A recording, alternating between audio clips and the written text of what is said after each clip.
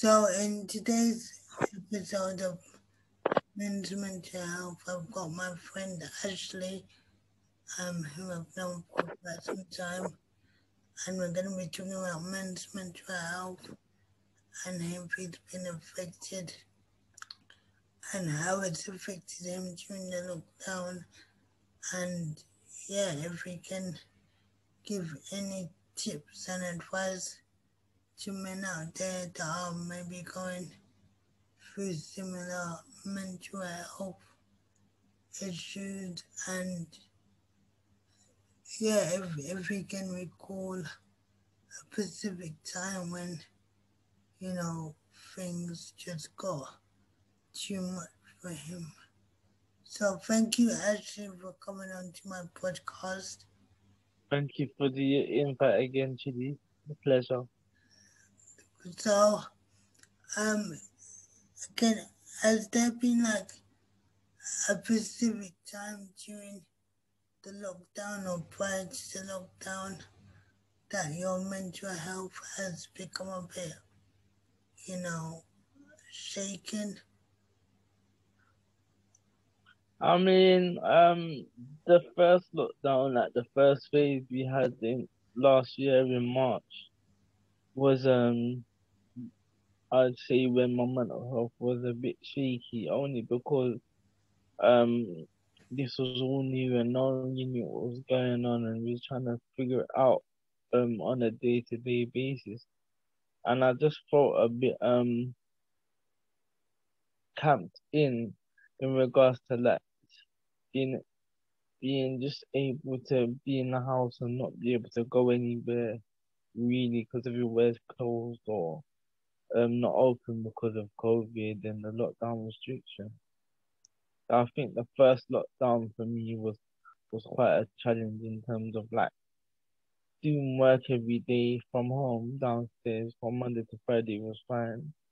But I think yeah, weekends was a bit of a struggle the first phase of lockdown, definitely. So like, did you was there any like methods or coping mechanisms that you like that helped I you? think just reaching out to people like I generally do, like you and people within my inner circle and family and stuff, kept me okay during that time.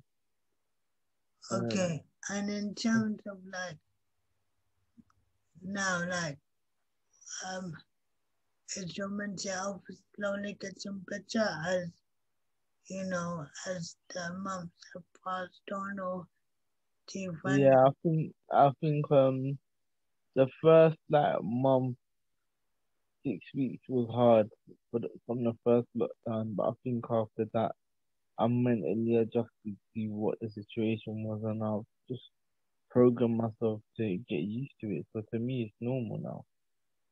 so like you said it affected you? How did it affect you? Like can you go into a bit more detail? Like just simple things like if I wanna go shopping or whatever and to Tesco's or Sainsbury's or Morrison's or whatever, like to have that not be a regular thing where I can just jump in a cab and go there. You've gotta like basically line up and stuff and make sure that you're wearing a face mask and all this stuff and social distancing within the store that you're in. So that's what I mean when I say like it affected me because of the restrictions we were in, and plus just the freedom to be able to go anywhere you want. It wasn't there for a while, and that's what I think affected me. Well, So like so in terms of now and then, you said that your mental health has gotten a lot better for you, like talking to family and friends. Um, do you think like maybe like did you find other ways of coping with it, like exercise or like getting into like healthy routine, maybe going to bed early, maybe, doing some meditation or some.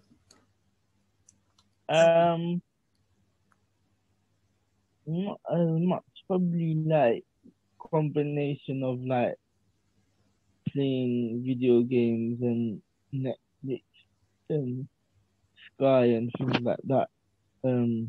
Gave me a alternative distractions of what else was going on anyway. And yeah, those things sort of gave me a healthy alternative to what was going on.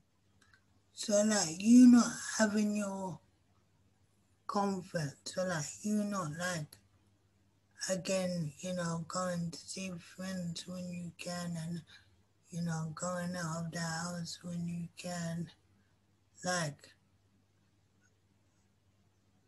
obviously that affected you mentally, but did it affect you emotionally? Like, not being able to, like, see your family, like, especially the family that are, like, maybe that don't live too far from you. Apart from it affecting you mentally. Are you talking about immediate family? Yeah. So like apart from it affecting you mentally, did it affect you any other way? Or has it affected you any other way?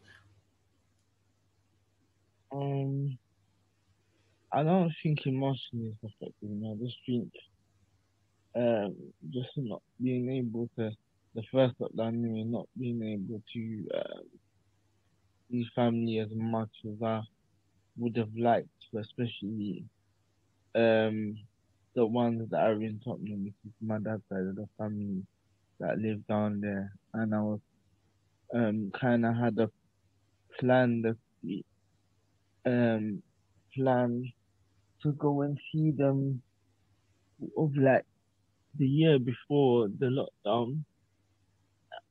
Like I had a plan to see them like once every like maybe 2 months, and obviously because of the lockdown situation I couldn't. And I just think that for me personally, um my grandparents are like an extension of the immediate family, so to me that they was quite important to go and see them and just make sure they're right and stuff, because they're in a higher risk category in terms of their age and stuff.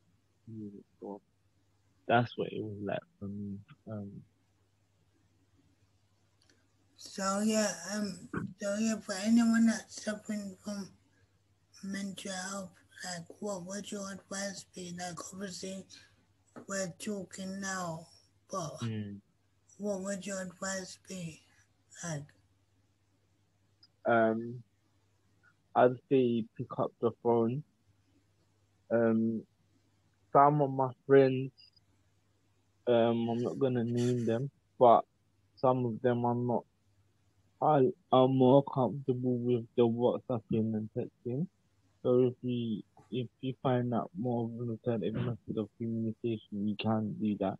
Because a lot of the time, with my friends and stuff that I'm learning that have depression and anxiety issues, they have problems with communicating them um verbally. So they might just send you a voice note or a text rather than phone call and stuff. But just reach out. And I know it's in terms of like mental health and stuff, it's difficult to reach out when you're going through certain seasons of it. Um, again, I'm not a mental health expert. I just have friends that go through mental health situations and circumstances that I'm learning from. So they they to me are my teachers. So I just say reach out, whether it be a phone call, to WhatsApp, any form of communication that you feel comfortable with, do it. But do it within your own time when you're ready. Don't do it and feel forced by doing it because someone says you've got to remove. So yeah. Okay, well, thank you very much for your interview today. Thank you, Ashley. Thank you for the opportunity today. No problem.